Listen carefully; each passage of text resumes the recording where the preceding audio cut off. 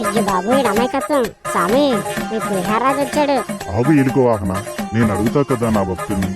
చెప్పు నాయన పులిహారాజు, నీకు ఏ వరం కావాలో? వీడు వరమేమో తెలియదు గాని మీరు మాత్రం ప్రసాదాలు తిని తిని బడవెక్కుతున్నారు స్వామి. స్వామి గణపయ్య, బయట వాళ్ళు అలా అని మీరే అలా అంటే ఎలా స్వామి? ఏ ఎలుక వాహన, నువ్వు చెప్పిందే కాక ఇది పులిహార బాగా కనిపిస్తున్నా. ఏంటో కనుక్కో తొందరగా.